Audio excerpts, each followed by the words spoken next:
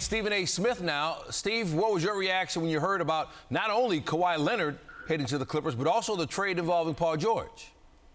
Well, stunned to say the least. The Paul George part is what's stunning. We all knew that in terms of Kawhi Leonard and where he might end up. We all knew it was going to be the Clippers, the Lakers, or the Toronto Raptors. And for the last week or two, we've been hearing the Lakers. And then the Clippers kept saying to people like myself and others, excuse me, that ain't going to happen.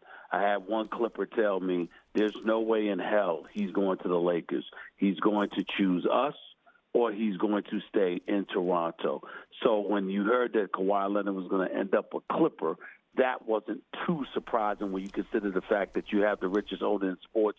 You have one of the greatest executives in the history, if not the greatest executive in the history of the sport, in Jerry West, who obviously is the right-hand man of Steve Ballmer. And you have a Hall of Fame caliber coach in Doc Rivers, who, no disrespect to anybody else, but clearly is an upgrade from Frank Vogel. So you look at the Clippers organization, their mentality is that we're in a better situation right now. Lakers missed the playoffs 6 straight years. We just won 48 games, battled against the reigning champions in the first round, Golden State at the time. Where the shocker comes in is Paul George, because Paul George had an opportunity to be a Laker. Certainly things didn't work out in terms of Magic Johnson trying to acquire him, but as a free agent, he was free to go if he had so chose and had wanted to. And instead, he stayed in OKC. His relationship with Russell Westbrook obviously was considered to be stellar. Yes, they did get bounced out in the first round by the Portland Trailblazers. We all saw Damian Lillard hit that shot over Paul George to win the series.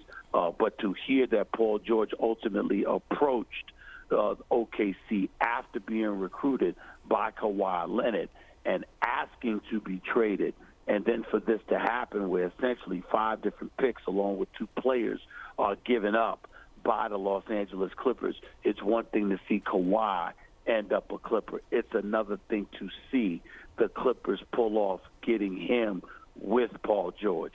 That is a shocker. All right, so now what's the pecking order in the West now? How much better are the Clippers? Are they the favorite in the West now?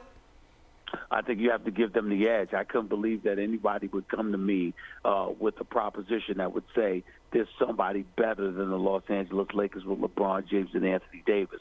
But the Clippers were clearly a better team this year. And when you talked about them getting Kawhi Leonard, you only thought about him.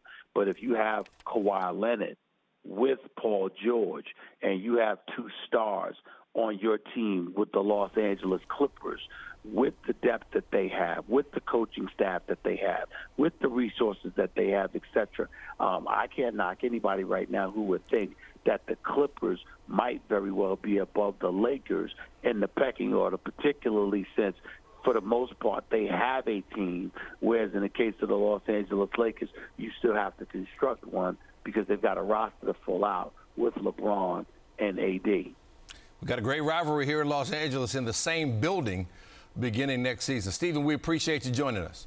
Thanks for watching ESPN on YouTube. For more sports highlights and analysis, be sure to download the ESPN app. And for live streaming sports and premium content, subscribe to ESPN+.